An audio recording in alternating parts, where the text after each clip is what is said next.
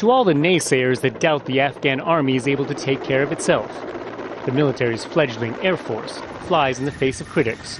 Here they pick up soldiers from an Afghan base in the middle of Taliban territory. The base is combat outpost Nole in Helmand province, and having just taken it over from U.S. Marines, soldiers of the 2nd Brigade 215th Corps are digging in for the long fight. I try my best. The brigade's proud general, Abdul Wasay Malad, is eager to show what his men can do, despite a severe lack of supplies. He shows us barracks, built by his engineers. They make by themselves, by their hand, without any support. They built this all themselves? Yes. Malad's troops use second-hand wood donated by U.S. forces.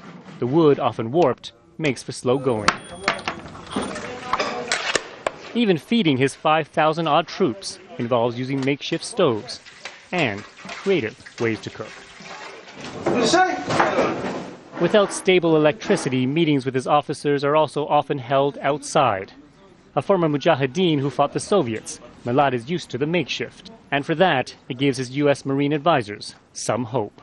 They've had positions briefly overrun by the Taliban over the past 11 months, and every time they've retaken that position, fortified it, continue to hold their ground. While there's no question soldiers here are trying, and the 2nd Brigade is said to be the best the Army has, an investigation by a U.S. government watchdog found so many failures with the Afghan Army, from millions of dollars stolen through corruption to the utter inability to provide troops on the front lines with basic gear, that it says many of these remote bases will ultimately be abandoned.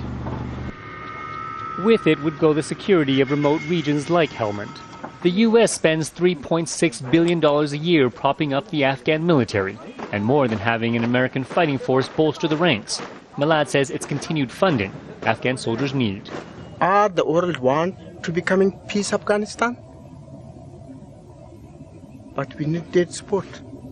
When they don't want, look at 9/11. But in war and in politics, few things are certain. And as a young army tries to stand up against a fierce insurgency, it can only hope its struggle won't be forgotten.